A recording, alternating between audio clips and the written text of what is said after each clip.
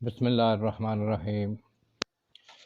اللہم صلی علی محمد وعلی آل محمد کما صلیت علی ابراہیم وعلی آل ابراہیم انک حمید مجید۔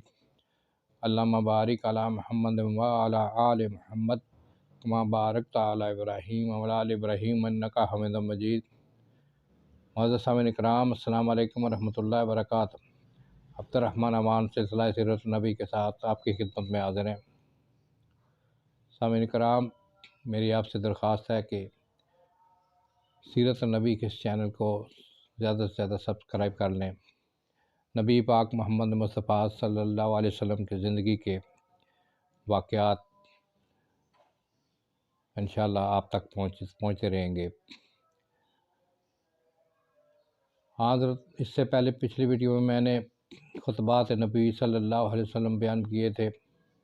آج اسی سلسلے کی پارٹ 2 انشاءاللہ بیان کرتا ہوں۔ حضرت صلی اللہ علیہ وآلہ وسلم کا سب سے محترم بشان خطبہ وہ ہے جو آپ صلی اللہ علیہ وآلہ وسلم نے حجۃ الوداع میں دیا تھا۔ یہ خطبہ صرف احکام کا ایک سادہ مجموعہ ہے جس کو قدرتاً خشک اور روکھا پھیکا ہونا چاہیے، تاہم سلاست روانی اور شائستگی الفاظ کے لحاظ سے یہ خطبہ بھی اور خطبوں سے کم نہیں۔ آپ صلی اللہ علیہ وسلم نے حمد و نعت کے بعد اس خطبہ کی اہمیت اسی طرح ظاہر کی۔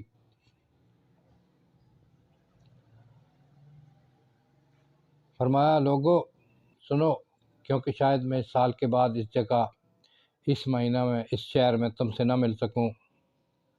سادہ سا جملہ یہ تھا کہ غالباً یہ میری عمر کا آخری سال ہے، لیکن اس تفصیل اور اس پیرایہ بیان نے اس مفہوم کو اور بھی زوردار بنا دیا۔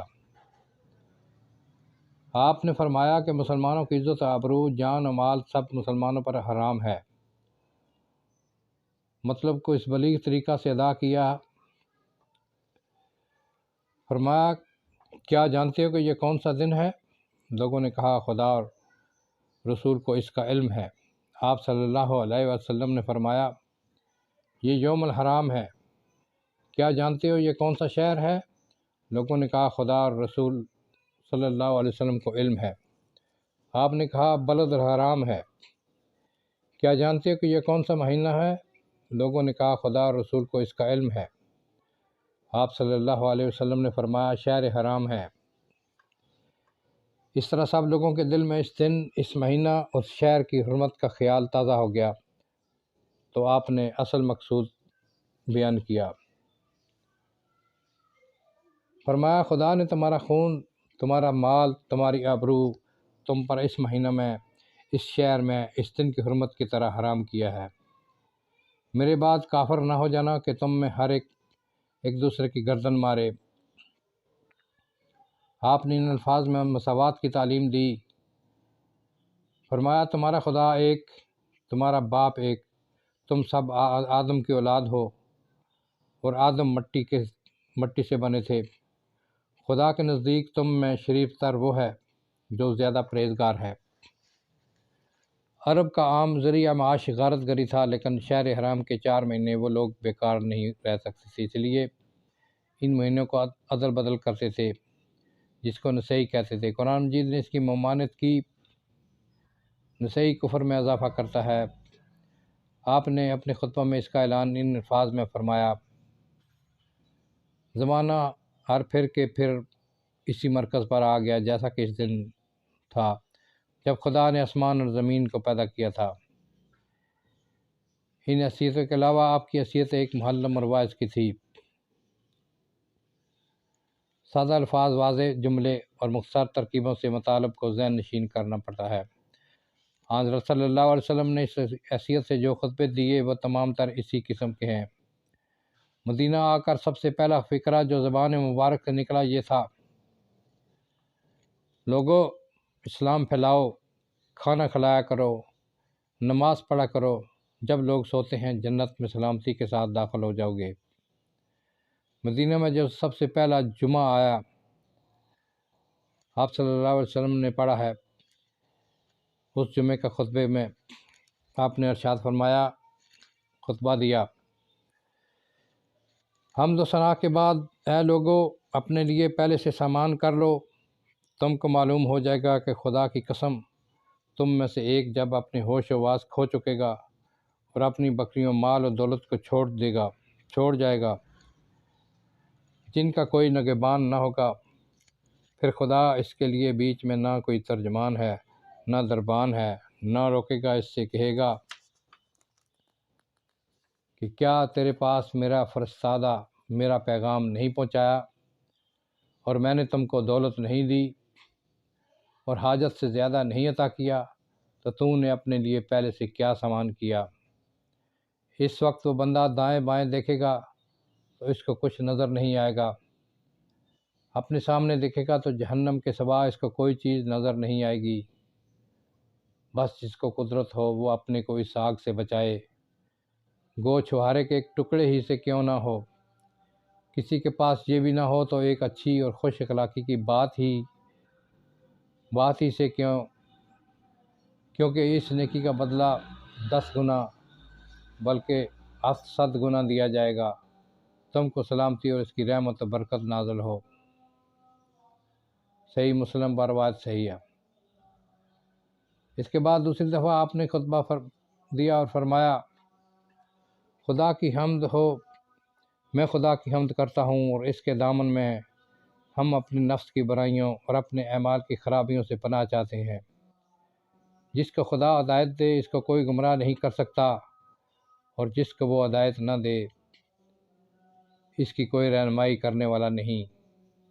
میں گواہی دیتا ہوں کہ خدا کے سوا کوئی اور معبود نہیں، وہی تنہا ہے، کوئی اس کا شریک نہیں۔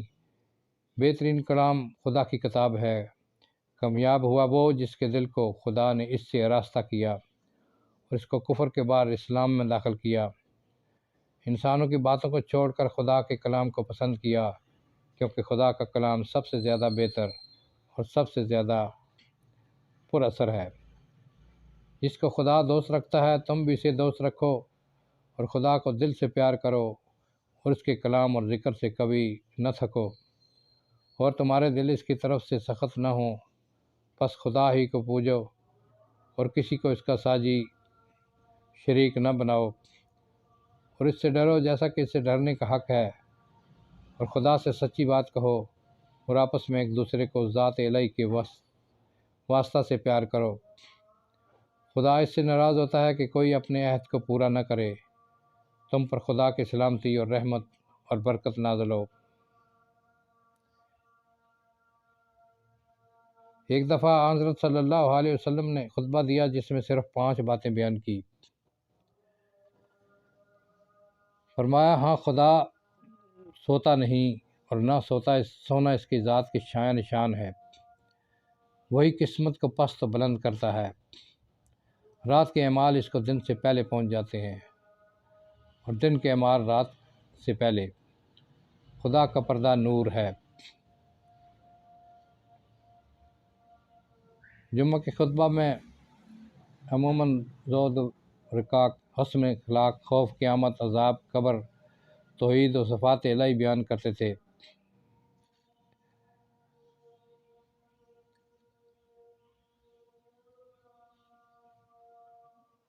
ایک دفعہ سورج گرہن آفتاب میں گہن لگا، یعنی سورج گرہن لگا۔ اتفاق سے اسی دن آپ کے کم سن فرزند حضرت ابراہیم علیہ السلام، حضرت ابراہیم رضی اللہ تعالیٰ عنہ نے وفات پائی تھی۔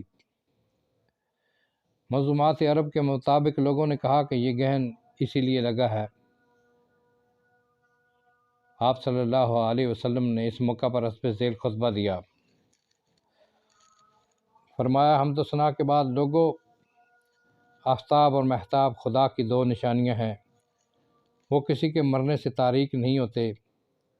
جس چیز کو میں نے پہلے نہیں دیکھا تھا اس کو یہی دیکھ لیا، یہاں تک کہ جنت اور دوزخ کو بھی، اور ہاں مجھے وحی کی گئی ہے کہ تم قبروں میں آزمائے جاؤ گے جس طرح دجال سے آزمائے جاؤ گے۔ تم میں سے ہر ایک شخص کے پاس ایک آنے والا آئے گا اور پوچھے گا کہ اس شخص یعنی خود حضرت صلی اللہ علیہ وسلم کی نسبت تم کیا جانتے ہو؟ یقین والے کہیں گے کہ یہ محمد ہے، یہ خدا کے رسول ہیں جو نشانیاں اور ہدایتیں لے کر آئے، تو ہم نے ان کو قبول کیا اور ان کی پیروی کی۔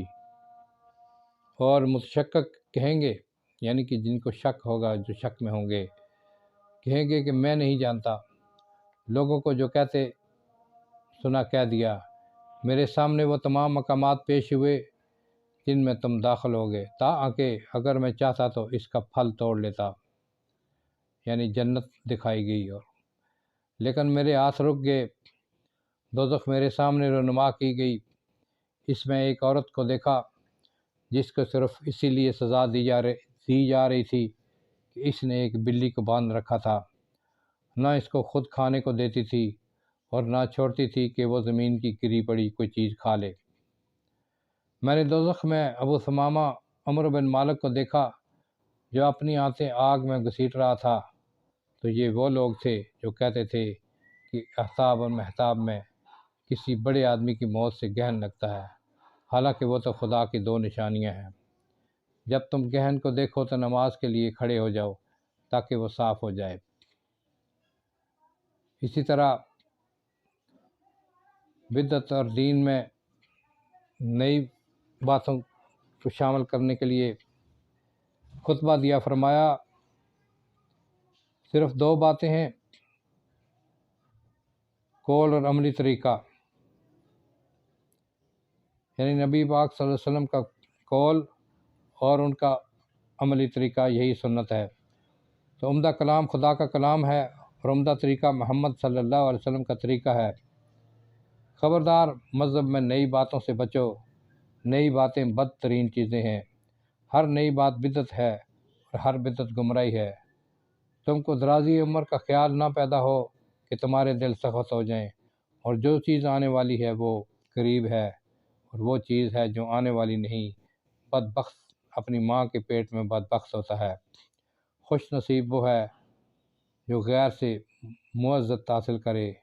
خبردار، مسلمان سے لڑنا کفر اور اس سے گالی گلوچ کرنا فسق ہے۔ مسلمان کے لیے جائز نہیں کہ 3 دن سے زیادہ اپنے بھائی سے رنجیدہ رہے۔ ہاں، خبردار، جھوٹ سے پرہیز کرنا۔